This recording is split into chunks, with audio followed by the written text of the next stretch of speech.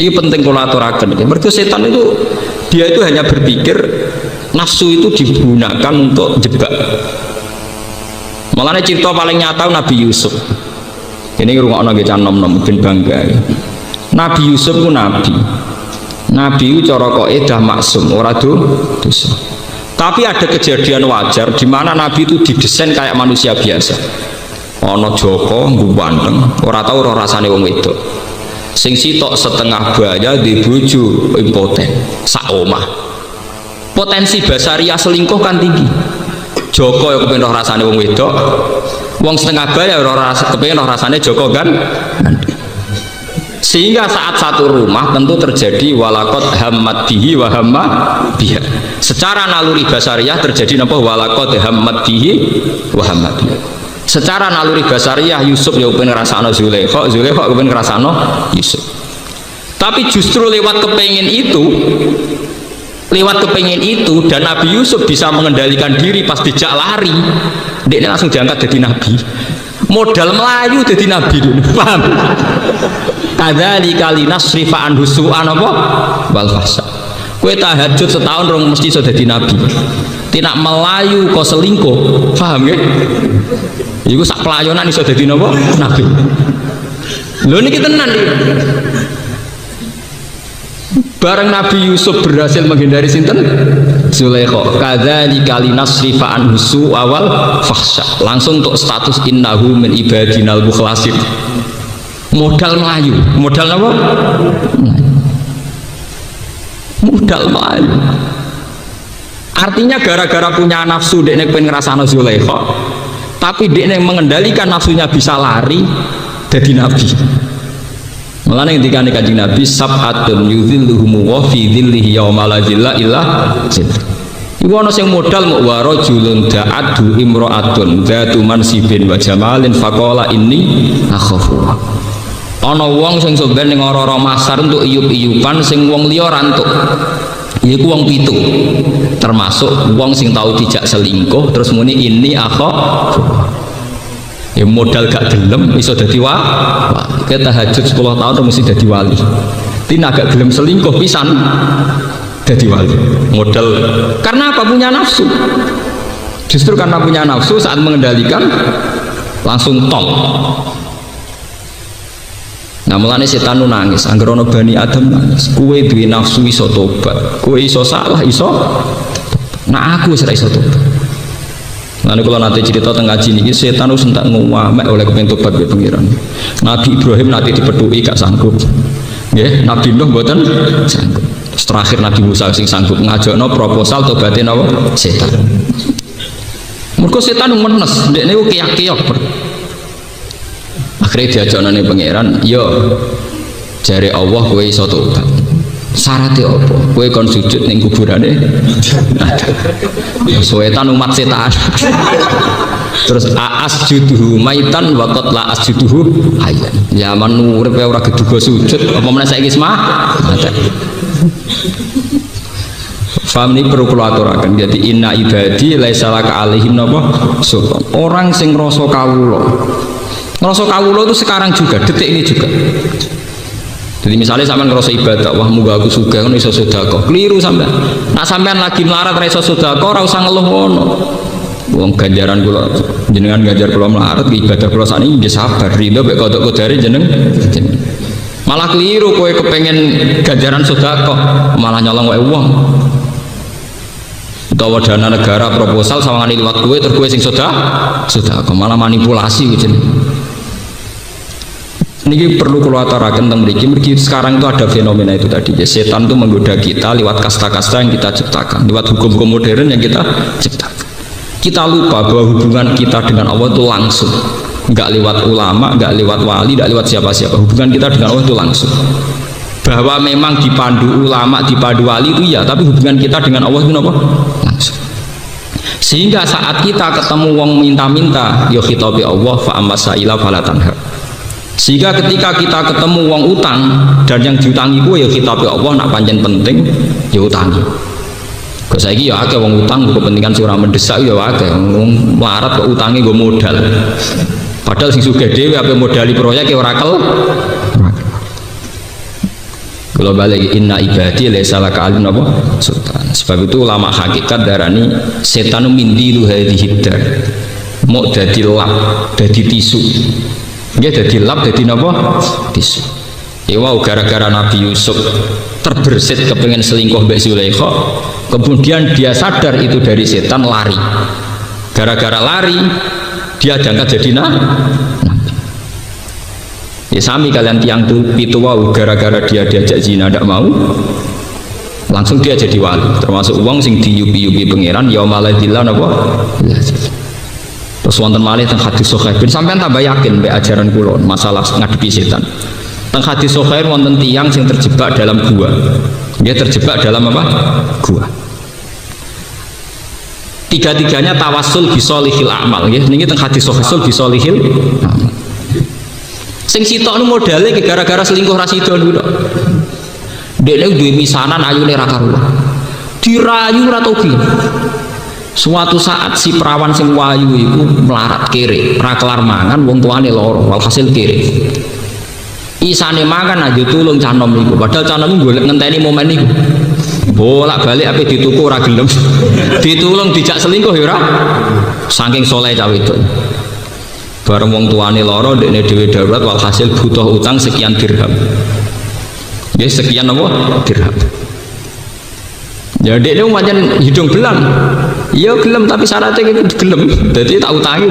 Dadi aku gelem tapi syaratnya kudu saking darurate canom iku akhire gelem. Cawe wedok iku gadis itu akhirnya nyamak. Iya. Nggih, iya. Mergo demi nulung ibuke, nulung awake dhewe. Niku teng hadis sahih lho, hadis sahih. Falam maqa'atu baina syu'abil arba kahali rajuli qultu fi nafsi. Terus cawe wedok mau qolat ittaqillah. Jadi bareng pun posisi kayak orang yang mau kumpul suami istri. Falam maqa'atu baina syu'abil arba. Gamane sekarek ngeblesno, dekne dielingno sing wedok ittaqillah. Dekne terus wedi pangeran tenan. Melayu deh. Langsung diangkat jadi wali, modal melayu. Artinya setan kayak apa kan mesti godo wis kok kono ape finish sekali batal iki diangkat jadi wah. Lha niku pas dene teng jero gua terjebak kan ngoten tendungane. Ya Allah, jika saat itu saya lari dari selingkuh karena takut Engkau, maka ringankan beban saya. Fan farajat furjatun, akhirnya diparingi kejembar. Nah soleh kita kan soleh koyok tahajud, poso kan urung teruji soleh wong gelem. Nah wong gelem ke melayu apa terus no, kan urung teruji. Paham? Kayak kita ada korupsi, apa teruji nak kayak ono duit sak kotak ra korupsi. Pemene duit gede, duit masjid kadang ke korupsi. Iku nunjukno bahwa teorinya ilmu tasawuf benar, bahwa ngadepi setan itu gampang. Karena saat kamu bisa mengendalikan nafsu, itu ganjaran itu double-double. Ya mau kayak canom mau gara-gara mpun siap zino, mpun karek ngelakoni zino, dialah itu termasuk uang sing langsung fi dzillihi yauma la dzilla napa illa. Mbon terus kalau terusakan sing masalah sosial ya. Rabbukumul ladzi yusjilakumul fulka fil bahri litabtahu min fadli innahu kana bikum rahimah. Terus aktivitas setan sing godho kita niku kita dilatih bertauhid setiap saat, bahkan saat teng hukum-hukum sosial ekonomi biasa. Misalnya ngeten nih, Rabbukum utai pangeran sira kabeh. Pangeran ya pangeran dat sing wajibil wujud.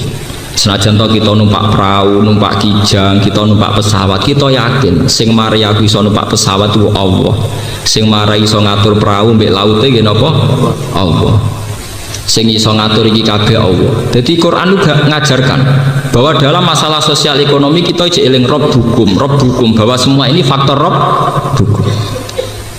Kalau gadah contoh, misalnya sampai numpak kijang, numpak pesawat, itu kan kita diajari berdoa subhanalladzi sakhkhara lana. Ya Allah, jenengan maha suci sing iso ngatur pesawat, ngatur mobil. Hanya gara-gara modal muni subhanalladzi sakhkhara lana hada, tauhid jaga, tauhid kita terjaga. Coba kalau sampean nggak baca doa itu, secara mental nggak baca doa itu, tauhid Anda tidak terjaga. Sampean ora rasane dadi wong kota atau wong nasionalis, nembe krasa. Misalnya sampean wong teknis, wah wong Jepang hebat tenan, gawe mobil, canggih ini suai yang Islam pintu-pintu numpak kijang kok abeng ngenyek wong Islam mau kowe numpak pesawat hebat tenan ya penemu pesawat sayang wong Islam rais ya memang kita ngaku yang menemukan pesawat orang Amerika misalnya yang bikin kijang itu orang Jepang oke kita kalah kita sebagai pribadi kalah tapi daripada kowe ngelem wong Amerika ngelem Jepang apa susahnya ngelem pangeran iku sing gawe wong Jepang malah paham ya sing gawe wong Amerika mboten sampean kula latih bahwa untuk melawan setan itu pinter cara nggodho sampean dengan sampean eling nak pesawat sing gawe Amerika mobil sing gawe wong Jepang tingkat kontrak kamu dengan makhluk kan tinggi artinya interaksi hatine sampean kan ambek makhluk betapa hebatnya wong Jepang betapa hebatnya wong Amerika akhirnya kue sering ngelem Amerika ngelem Jepang sementara atim ketutup orang iso ngelem Allah Subhanahu wa ta'ala paham ya Mas? Tapi dengan kita muni Rabbukumul ladzi si pangeran sing ngatur segoro pangeran sing iso ngatur pesawat iso karena teknologi itu hanya 0,% dari unsur naiknya pesawat itu kalau buat 0 sekian persen wong teknologi itu mau koyok dakon koyok apa?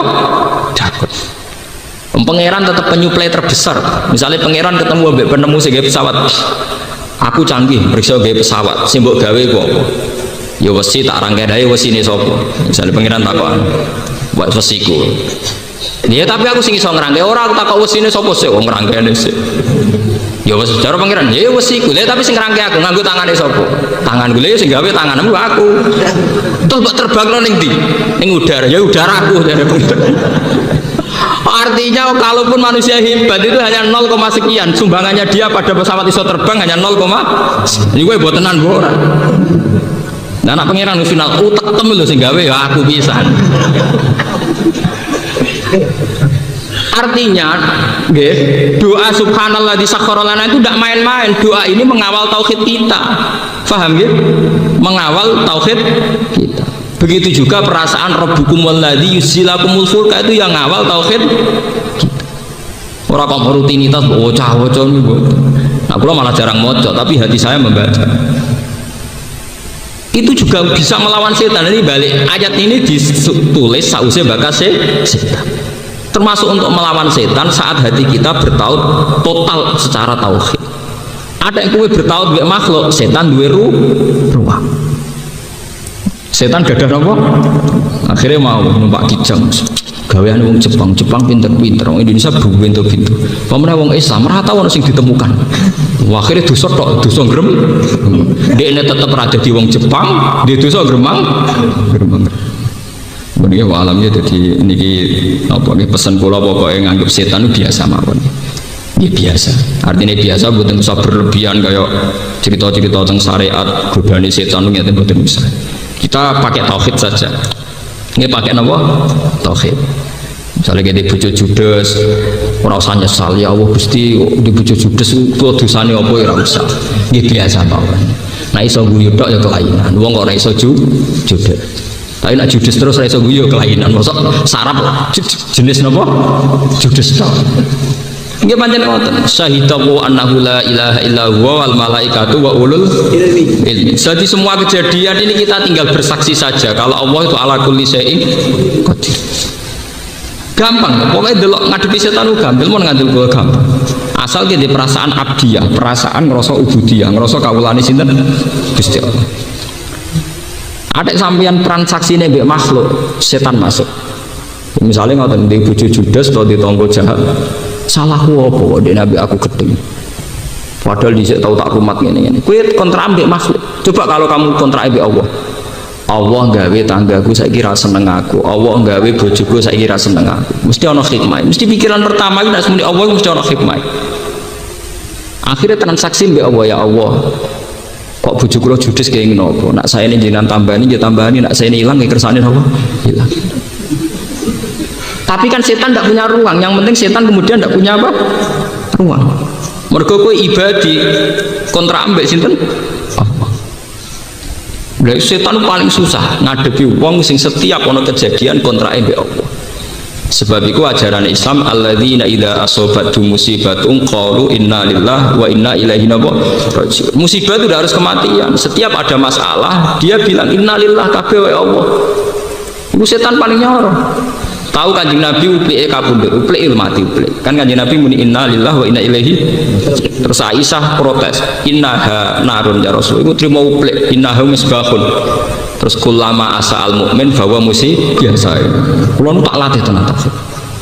Ya makanya teng mriki bar cipta setan diwarai. Secara hukum ekonomi kita butuh laut, tapi tetap keyakinan kita Rabbukum alladzi yusjilakumul. Saya berkali-kali bilang di mana-mana.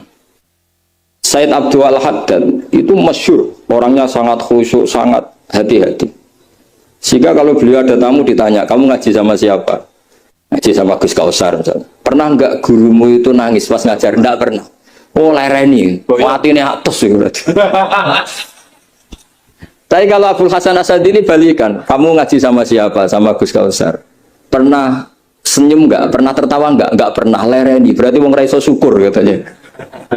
Jadi Abdul Hasan Asadili itu senang guru yang agak-agak uraan, yang sewantai, yang karena dianggap ekspresi apa? Syukur. Kalau Said Abdul Haddad gak suka seperti koyok seradi duso ya gue. Ini dua kutub, ya dua kutub besar dalam tradisi wali. Dan itu nggak masalah. Saya punya kitab indukannya Imam Ghazali itu banyak, termasuk kitab Nihayatul Matlab fi Dirayatil Madzhab karangannya Imam Haromen. Itu yang direvisi Imam Ghazali sebagai muridnya juga banyak. Imam Malik mazhab yang direvisi Imam Syafi'i juga banyak. Imam Syafi'i yang direvisi Imam Ahmad ya banyak. Bahkan Imam Nawawi ketika ngarang Minhajut Thalibin yang beliau memaklumatkan bahwa ini mukhtasar dari Muharrar, itu beliau juga sering kritik kitab Muharrar, indukannya kitab Minhajut Thalibin. Sehingga beliau ngintikan kultu al-asoh kada wal asoh kada. Tapi ya tadi kamata dinu tudanu. Akhirnya Imam Nawawi ya nasibnya agak sial. Kitab Minhajut Thalibin itu digubah oleh Zakaria Al-Ansori, namanya Manhajut Tullab. Itu ya akal-akalan toh. Minhaj sama Thalibin, yang satu pakai masdar minhaj, yang satu pakai jamak mudzakkar salim Thalibin. Terus dirubah Zakaria Al-Ansori jadi Manhajut Tullab. Itu kan akal-akalan toh. Thalibin kalau dijamakkan taksir kan memang Tullab. Thalib kan boleh Tullab, boleh Thalibin. Dibully sama Zakaria Al-Ansori, wa takfiri bidzalik aula min takfiril asli kada wa kada. Zakaria Al-Ansori nasibnya baik karena setelah beliau sudah ada orang alim. Jadi tidak ada yang ngelawan kitabnya. Jadi sebenarnya kalau ada orang yang alim kayak beliau mungkin jadi bully juga, berhubung nggak ada ya aman apa? Aman. Alfiyah juga gitu, kurang terkenalnya Imam Sibawayh, presidennya ilmu nahwu. Tapi Imam Ibnu Malik ya biasa bully. Kada kakhiltanihi wattisolan akhtaru huiri ikhtaro infisolan. Ya biasa saja beliau. Padahal maksudnya huiri itu Imam Sibawayh. Biasa beliau bilang wa'autu khafidin la ta'atfin ala dhamiri khafidin laziman qad ju'ila walisa inti laziman. Ya biasa seperti itu. Jadi kalau menurut beliau marartu bihi wa bi zaidin, tapi cara orang lain marartu bihi wa zaidin ya boleh. Wa'autu khafidin la ta'atfin ala dhamiri khafidin laziman qad ju'ila, berarti marartu bihi wa bi zaidin. Tapi cara Ibnu Malik boleh marartu bihi wa zaidin, tidak usah mengulang al-jar, huruf jar. Itu biasa dalam tradisi ilmu, jadi senior digugat junior biasa. Tapi insya Allah bukan karena kayak Fasul Masail di sini, itu pasti karena ta'anut itu tadi. Kita wis di pendapat kok kalah kan isin terus noes sawur-awuran sidik. Lah nanti musokai bendarani bijak muni mauquf. Aslinya campur raiso nih, apal ya. Karena saya jadi musohaya berkali-kali, jadi saya tak bingung sebenarnya mau mauquf. Dan ini tidak ngeritik, ini fakta. Jadi sama tidak usah tersinggung. Tersinggung malah beneran orang udang menang. Mengkulon itu udang mereka buatan pati ikhlas gara-gara sesok kalau teng sedang, gara-gara jual nama Gus Kausar. Sekolah itu pengapesan, ya pernah sebuah, apalagi kemarin ya sering lah saya ketemu beliau di Mbah Jamil. Kalau di sana menang saya karena saya sipil bet. Pernah callnya Mbah Hamid, mertua beliau yang isi saya, beliau mustamek. Ini takdir karma seperti tadi. Itu bisa diviralkan, Gus Pak ngaji Ihya sama Gus Kausar.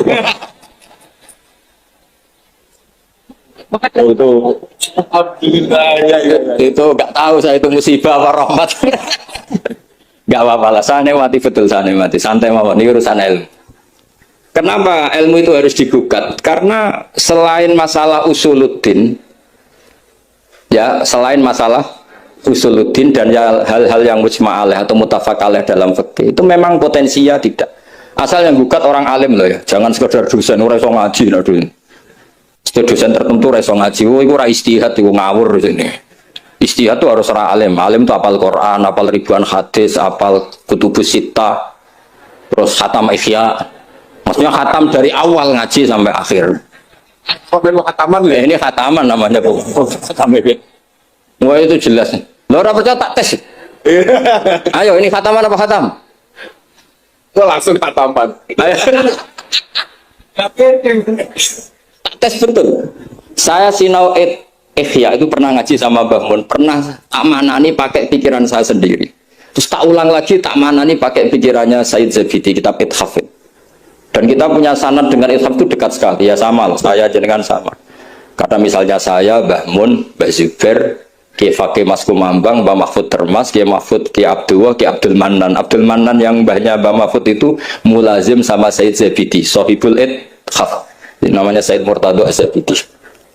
Jadi sanad kita dengan beliau itu dekat sekali. Ya itu saja misalnya, ya sama lah sanad saya Peloso Lirboyo kan sama. Sebagian tetap lewat Mbah Hasyim. Biasanya nak syarat jalan pintas lewat Syekh Yasin bin Isa Al-Fadani. Tapi gue ijazah amah. Sebetulnya keren sanad mulazamah yang ngaji min awali hatta akhiri. Kalau ketemu beliau kan musim haji, aja tukum qabilna. Repot. Ya itu ya bagus lah untuk ijazah. Tapi terus ngaji kitab popo. Kadang memalukan gini.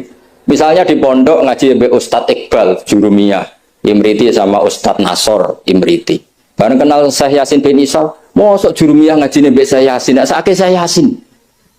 Sanad Jurumiyah konti, kok Syekh Yasin? Kebayang nggak Syekh Yasin moco Jurumiyah? Mereka apa yang aku nguni sanate ning di ning Ustadz Iqbal. Ustadz Iqbal saiki alumni pondok ngojek.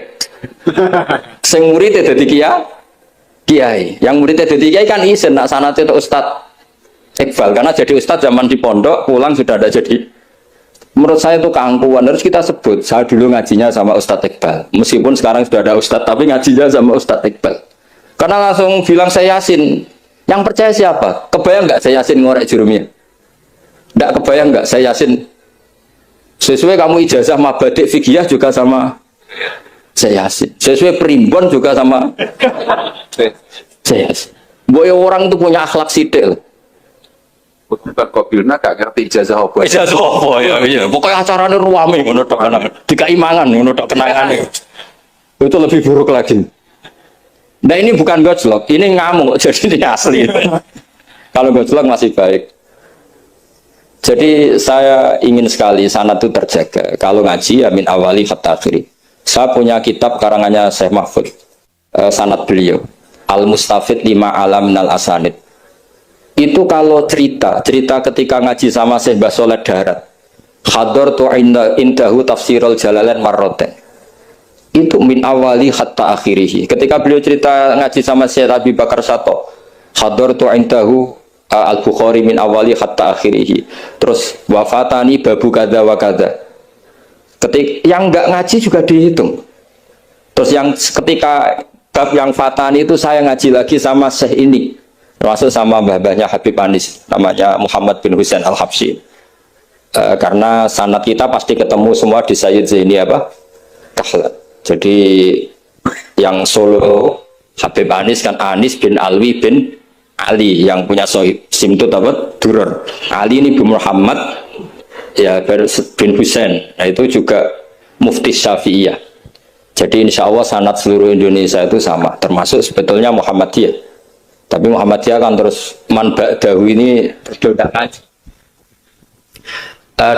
Man ba'dawi setelah siapa itu? Mbah Dahlan dodak ngaji. Sebenarnya sanadnya sama. Dulu Mbah Dahlan itu yang ngajinya bareng Mbah Hasyim.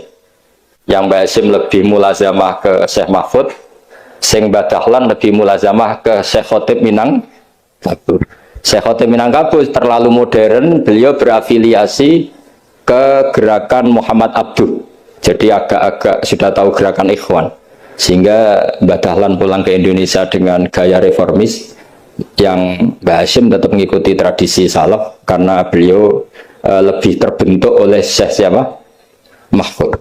Kita tahu Syekh Mahfud itu, dan itu beliau nggak pernah ngajar kitab besar, nggak pernah ngajar Ikhya atau kitab-kitab besar. Beliau mau ngajar kitab yang bisa dihafalkan. Jadi kalau muridnya nggak sanggup muhafadzah, nggak mau ngaji beliau. Makanya kita ini wajib menghafalkan, itu sebenarnya ya korban dari tadi. Jadi muhafadzah itu bagian dari itu. Tapi ini korban baik, untuk korban baik. Cuma kritik saya pada pondok-pondok, itu muhafadzah sekarang itu menjadi syarat kenaikan kelas. Dulu itu enggak, muhafadzah itu syarat menjadi orang alim. Sekarang enggak alim pun sebenarnya muhafadzah. Akhirnya banyak yang ngapalannya alfiyah hafal tapi ora paham alfiyah, sing paham ora apal. Karena biasanya wong paham itu kan banyak analisis. Nah, saya termasuk yang bejo ya paham ya hafal. Ini syukur. Tapi saya harus lebih syukur Gus Kausar. Karena tadi wis paham apa yang ngaji abe aku, jadi ini masih ngalah saya. Saksinya banyak lagi pas ngaji. Dulu Gus Kausar pas di dalamnya bangun bilang saya gini, Gus kalau pengen ngaji dengan saksinya mau sitok, itu pas aku ngaji dia waktunya wakil. Jadi untung beliau di bangsa. Tapi tidak apa-apa, saya ikhlaskan tuh bahasa saya aman. Ilmu itu harus dikritik. Sehingga dulu ulama itu biasa tadi, saya contohkan dari Alfiyah ya, karena yang identik dengan Mbah Jazuli. Ibnu Malik itu muridnya Imam Sakhawi, beliau ahli qiraah asab. Imam Sakhawi itu muridnya Imam Syatibi. Kita tahu Imam Syatibi terkenal sekali dalam dunia sab'ah. Kan Nawawi fil fikih kira-kira. Karena yang bisa menerjemahkan sab'ah populer itu Imam siapa? Syatibi, yang punya karangan Khirzul Amani. Saya pernah belajar kitabnya Hatam. Sehingga Ibnu Malik itu terbentuk oleh qiraah sab'ah. Sehingga kalau beliau mengatakan fin nazmi wan nasri sahihi musbata, teori saya itu bisa dibuktikan baik dalam syair, maksudnya nazam di situ adalah syair, wan nasri sahih. Nasri sahih artinya qiraatu Abi Amrin. Karena qiraatu Ibnu Amrin itu mengatakan wattaqullaha alladzi tasaaluna bihi wal arhami. Kalau dibaca wal arhami artinya ada maktuf pada maktuf alih dhamir majrur min ghairi i'adatil jari, yaitu wal arhami diatafkan pada bihi tanpa mengulang huruf jar. Tapi jumhur tentu lebih keren karena jumhur ngikuti qiraah masyhurah wattaqullaha alladzi tasaaluna bi wal arhama. Jadi jumhur memang bacanya wal arhama diatafkan ke Allah, bukan diatafkan ke bihi. Ketika Ibnu Malik mengatakan fin nazmi, saya tuh nggak pernah terencana mau ngomong ini gara-gara ini mau bully Gus Kausar ini tadi. Maksudnya mau bully tadi, dulu guru-guru kita pindah pondok ke pelosok karena kepengen alfiyahnya Mbah Jazuli. Itu harus terjadi lagi era cucu-cucunya, jangan sebaliknya. Ya siap demo ya. Kawani santri pelosok pasti. Walat. Nah ini ngeritik yang membangun. Jadi Ibnu Malik karena cucu murid sama Imam Syatibi itu dia ahli qiraah sab'ah. Sehingga bacaan-bacaan di sab'ah itu yang menjadi dalil beliau ketika punya rumus nahwu. Termasuk beliau meyakini bahwa seperti itu ada, yaitu fin nazmi wan nasri sahih. Maksudnya nasrah itu qiraatu Abi Amrin atau ba'dul qurra sab'ah, membaca apa? Wattaqullaha allazi tasaaluna bihi wal arhami, bukan wal arhama dalam qiraah itu. Sehingga sebetulnya kalau bicara sanad itu tidak ada ilmu yang asing. Ya tadi karena bapak saya hafid, bapak saya ini teman abahnya ini. Bapak saya dulu akrab sama Gus Mek Gusdah. Beberapa kali putranya Gusdah lahir itu yang semaan bapak saya. Bapak saya itu hafal Quran. Makanya saya ketiban barokah beliau, saya juga ngapalkan Quran mulai kecil. Terus saya sambil ngaji di sarang. Jadi saya termasuk wong bejo. Jadi ngaji fikihnya di sarang. Terus saya punya tradisi keluarga Quran karena buyut-buyut saya dari ibu itu semuanya keluarga Quran. Yang dari bapak itu keluarga ahli tirakat. Jadi cara kalau daftar wali insya Allah cepet. Karena mbah saya dari bapak itu tidak pernah keluar dari kamar. Jadi kayaknya cepet lah kira-kira gitu. Gampang lah. Iya, jadi saya ini daftar wali ya gampang, daftar ulama ya gampang. Kalau daftar orang goblok tidak daftar sudah jadi. Itu lebih gampang lagi gitu. Lebih gampang lagi. itu adalah murid Sayyid Abi Bakar Sato. Abi Bakar Sato itu kalau Jawa itu kira-kira ruju lah. Itu yang barep namanya Umar Sato. Sayyid Umar Sato itu yang gurunya Mbah Mat, mbahnya Mbah Mun. Mbah kandungnya Mbah Mun dari ibunya namanya Ahmad bin Syuaib. Itu dulu mondok di Mekah muridnya Sayyid Umar Sato. Memang saya kalau di Lasem terkenal Bani Umar. Jadi buyut saya itu yang partai Bani Umar, sama dengan Kiai Hamid Pasuruan. Hamid bin Abdul bin Umar, kalau bahasa itu Fatimah binti Idris bin Umar. Nah, Yai Umar itu dapat Mbah Maimunah ini, Mbak Yunya Mbah Dowi. Tapi ini karena urusan ilmu ya kadang Mbah juga harus dilawan. Karena dalam ilmu itu semuanya fair. Kita tahu semua Jamul Jawama itu dikarang oleh bapak dan anak.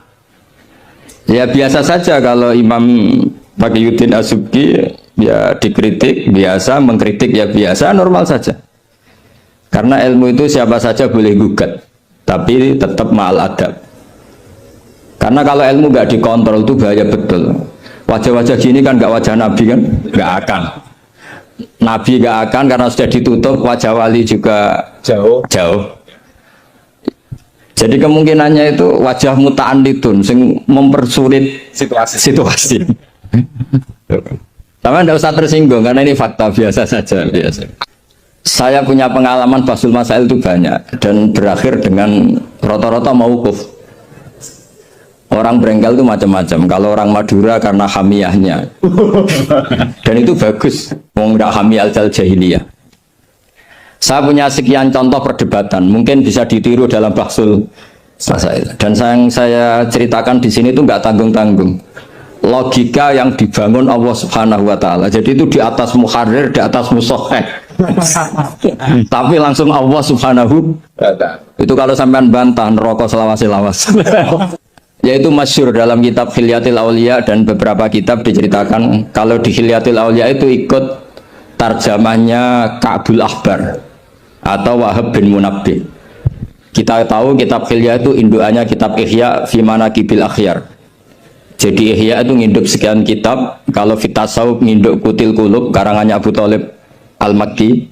Kalau fi Manaqibil Akhyar nginduk kitab Hilyatul Auliya karangannya Abu Nu'aim Al-Asfihani. Dan kitab itu memang harus nginduk supaya mutabik bukan mubtadi. Makanya saya senang gak Gus. Tadi Kausar bilang abah saya baca begini, memang harus begitu. Kalau dia baca sendiri saya tidak percaya, memang dia harus ngomong gitu. Kalau tidak saya tidak percaya. Dan bagus begitu. Termasuk yang saya kenang tadi beliau baca Taqihi Al-Harro, Al-Harro saking panas. Karena keyakinan saya memang Al-Harro itu mansubun binas il-khofit. Anil khari terus hanya dibuang, tahu-tahu jadi nasab. Itu juga kasus sebetulnya itu. Ya pantas agak lah, ya lumayan lah gitu, sudah bagus. Begini, suatu saat Nabi Ibrahim didatangi malaikat Israel, mau dimatikan, mau nyawanya mau diambil. Kata Ibrahim, kamu siapa? Saya Israel. Mau apa? Nyambut nyawa Anda. Jawabnya Ibrahim, kamu tahu saya siapa? Saya ini Khalilur Rahman. Wahal ra'aita khalilan yumitu khalilah. Masa kekasih bunuh yang dikasih? Ini nggak masuk akal. Ini mesti kamu salah. Israel, kamu pasti salah. Ya mungkin saja karena nggak pernah ngaji di pelosok. Malaikat Israel nggak pernah ngaji berat pelosok. Jadi mungkin salah. Tapi ketika Israel begitu kan bingung Israel. Jadi malaikat itu ya boleh bingung. Ya sebenarnya banyak malaikat bingung. Tidak manusia toh. Malaikat bingung juga banyak. Akhirnya Israel datang. Matur teng Allah, ini gimana ya Allah? Kata Khalilukar Rahman Ibrahim gini. Kata Allah, bilang saja begini. Wahal ra'aita habiban yakrahu ayyalqa habibah. Mosok kekasih ketemu sing dikasih gak siap. Itu logika apa? Ini gue Fasul Masail bisa. Akhirnya Israel bilang, kata Allah begini logikanya. Takbirnya begini kalau dalam Fasul Masalah itu.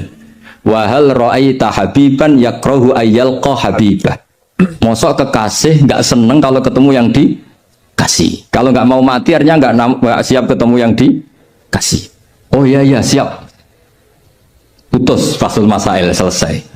Bisa dijual itu hasilnya nanti karena sudah putus. Jadi memang Fasul Masail itu penting. Saya tuh punya kitab banyak, termasuk kitab-kitab munaqasyah. yang dikarang ini karena temanya Imam Ghazali. Saya punya banyak kitab Imam Ghazali dan yang saya paling suka tentu kitab-kitab debat kayak Mustasfa, terus kitab-kitab Imla. Pokoknya kitab Imam Ghazali sing dekne ngamuk. Karena kalau beliau pas wali kutub kita niru kok GR teman. Jadi saya niru yang pas beliau marah. Saya punya kitab yang mulai min awali hatta akhiri beliau marah terus. Namanya Al-Imla fi Iskalatil Ihya.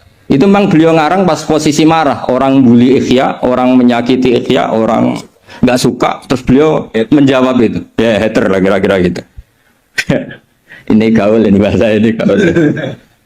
Saya itu sebenarnya ya itu tadi. Kalau saya boleh milih takdir, saya nggak seneng beliau menjadi bahasa ya. Karena kalau neng Jazil kan asli, nggak apa-apa saat tazim. Ini kan Ada. iya, iya, ari itu jadi tapi ya nggak apa-apa itu takdir sudah. Karena dikatakan ari itu min haitsu hukmud dunya. Tapi min haitsu hukmil lauhil mahfuz sudah ditulis mulai dulu. Jadi ya sudah nggak apa-apa lah. Ini juga kawa sudah ditulis di lauh mahfuz. Yang ngaji Gus Dah di Lasem, yang untung dia. Yang panen kita. Iya, jadi sebenarnya yang ngaji sama Badawi itu Mbah Dah, Gus Dah itu. Tapi Gus Dah gak jadi mantu Badawi, yang panen ini dapat cucunya Badawi. Ini keajaiban. Nggak ikut ngaji, dapat panen. Ini agak masalah sebetulnya dalam hukum itu. Tapi ya nggak apa-apa lah. Allah itu maha saatir rahmah. Jadi yang amal bahnya cucunya kebagian. Takut kamat. Sehingga kalau Gus Kausar gak pinter alfiah itu tak bully betul. Dulu Mbah Jazuli terkenal dengan alfiahnya. Saya sering diceritain Mbah Mun, Mbah Khim pamannya itu dulu ngaji di Lirboyo bareng Mbah Mun.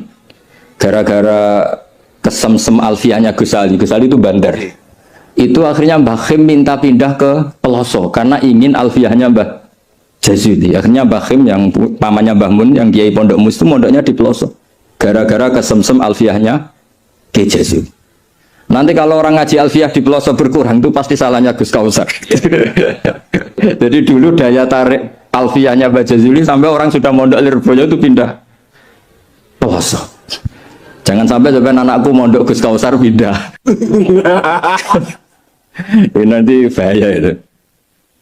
Saya sering ketemu beliau di Lasem, jadi saya akrab sekali karena beberapa kali. Kemarin Mbah Jamil juga di rumah saya, Gus, baru kemarin tilek haji. Mertuanya ini, mertua juga buyut saya, mbah saya. Saya teruskan menyangkut teori L.